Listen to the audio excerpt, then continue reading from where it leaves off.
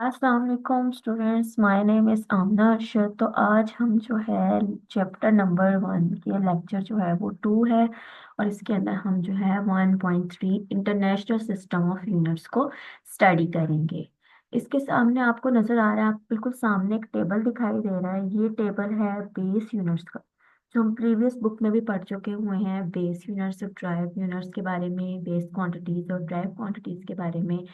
तो इन दोनों टेबल्स को एक स्पेसिफिक नेम दे दिया गया है, जिसको हम कहते हैं इंटरनेशनल सिस्टम ऑफ यूनिट। इसकी ज़रूरत क्यों पेश आई? इसकी रीज़न ये है कि जब हर ऑल ओवर द वर्ल्ड एक ही यूनिट को यूज़ किया जाए फॉर लिक्विड चीज़ों के लिए। अगर हमने मैथ्स की बात करते हैं तो मैथ्स के लिए किलोग्राम, ग्राम के यूनिट यूज किए जाएं। अगर हम टाइम की बात कर रहे हैं तो टाइम का यूनिट यूज किया जाए। लेंथ की बात कर रहे हैं तो ऑल ओवर वर्ड जो है वो लेंथ का जो है वो मीटर यूनिट ही यूज किया जाए। इस सिचुएशन को देखते हुए एक सिस्टम इंट्रोड्यूस कराया गया, जिसे हम से इंटरनेशनल सिस्टम ऑफ यूनिट का नाम देते हैं।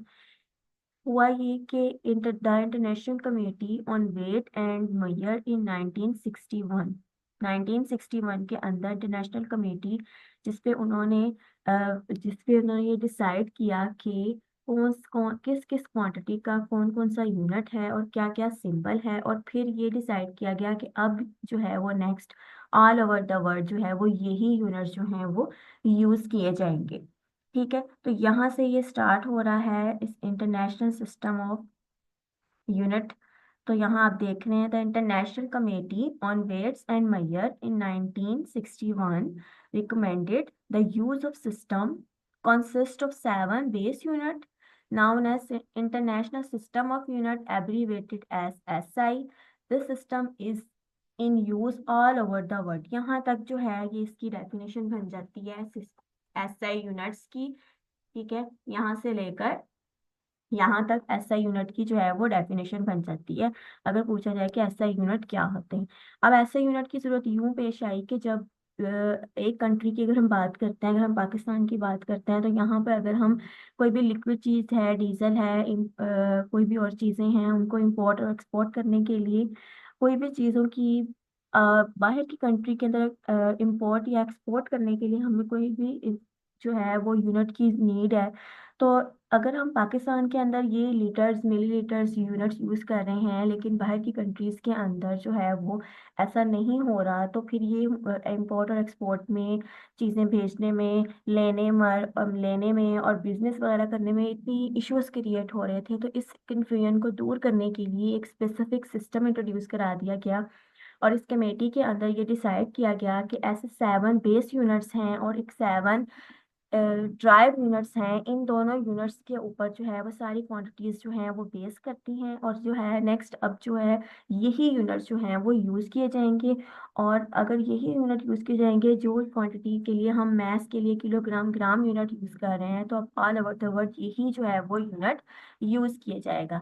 तो इस प्रॉब्लम को इस तरह सॉल्व किया गया, और इस तरह सॉल्व कर दिया गया और बता दिया गया कि ये एक सिस्टम है जिसके अंदर 7 बेस और 7 जो हैं वो ड्राइव यूनिट्स के बारे में बता दिया गया कि यही जो है वो बैकबोन होगी, और यही जो है वो all over the world use किए जाएंगे। तो जो इस कमेटी के अंदर ये डिसाइड किया गया, उस कमेटी ने इसको एसआई यूनिट्स का नेम दे दिया गया। और अगर हम इसका फुल फॉर्म देखें तो ये इंटरनेशनल सिस्टम ऑफ यूनिट इसकी फुल फॉर्म है।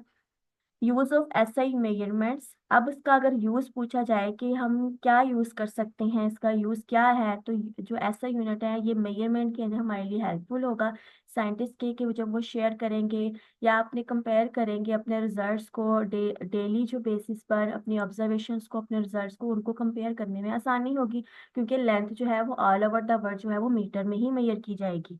ऐसी मैथ जो है वो ऑल ओवर द किलोग्राम में ही मेजर किया जाएगा। तो इस कंफ्यूजन से निकलने के लिए एक सिस्टम दे दिया गया, और ये हेल्पफुल रहा है। द 7 ऐसे, जैसे बेस यूनिट की बात की है मैंने, ऐसे ही 7 जो है वो ड्राइव यूनिट भी हैं। तो इनकी वैल्यूज हैं, और इनके सिंबल्स हैं, इनके यूनिट्स हैं जो कि फिक्स हैं, और ये ऑल ओवर द वर्ल्ड यही यूज किए जा रहे हैं। इसलिए हम इसको इंटरनेशनल स्टैंडर्ड का नाम दे देते हैं कि ये अब स्टैंडर्ड बन गया है और ये ऑल ओवर द वर्ल्ड यही यूज किया जाएगा। ठीक है, तो ये हमारा था next international system of unit.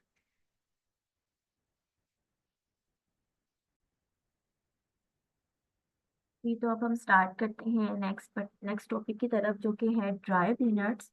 जैसे हमने बेस और ड्राइव क्वांटिटीज के बारे में पढ़ा था, बिल्कुल ऐसे ही उन क्वांटिटीज के नेम है। अगर तो बेस क्वांटिटी है तो उसको हम बेस यूनिट्स बोलेंगे, और अगर ड्राइव क्वांटिटी है तो हम उसको ड्राइव यूनिट्स बोलेंगे। तो सबसे पहले यहाँ पे आ रहा है ड्राइव क्वांटिटी यूनिट्स के बारे में। ड्राइव यूनिट्स की जो प्रॉपर डेफिनेशन है वो हमारे पास की पॉइंट पे मौजूद है, जो कि है the unit which can be express in term of base unit. ऐसे यूनिट जिनको हम बेस यूनिट के अंदर शो कर सके, एक्सप्रेस कर सके, तो उन्हें हम ड्राइव यूनिट्स बोलते हैं। यानी कि बेस यूनिट्स को मिलाकर जो हमारे पास यूनिट बनेंगे वो हमारे क्या होंगे, ड्राइव यूनिट। तो यहाँ पे एग्जाम्पल भी है, सबसे पहले एग्जाम्पल ही समझ लेते हैं। फॉर एग्जाम्पल अगर हम देखें, हमारे पास एरिया जो है वो एक बेस यूनिट है, ठीक है। एरिया जो है हमारे पास क्या है, एक ड्राइव यूनिट है। लेकिन एरिया किससे मिलकर बनता है, लेंथ। और हम पता है कि एरिया जो है वो लेंथ मल्टीप्लाई ब्रेथ होती है, तो लेंथ हम मीटर में लेते हैं और ब्रेथ हम लंबाई चौड़ाई दोनों भी जो है हम मीटर्स में लेते हैं। तो बन जाता है ये मीटर स्क्वायर, ठीक है। यहाँ से ये बन जाता है मीटर स्क्वायर। देखें ये मीटर स्क्वायर, या फिर हम इसको इस फॉर्म में लिख सकते हैं या इस फॉर्म में लिख सकते हैं। नेक्स्ट की देखें, एरिया एक्चुअली में एक ड्राइव क्वांटिटी है, और लेंथ और मिली, जब लेंथ को हम दो दफा मल्टीप्लाई कर देंगे तो ये बन जाएगा एरिया। तो इस तरह हम बता सकते हैं कि दो बेस यूनिट जो हैं वो मिले और उन्होंने एक ड्राइव यूनिट बना दिया। एक और एग्जांपल इसी तरह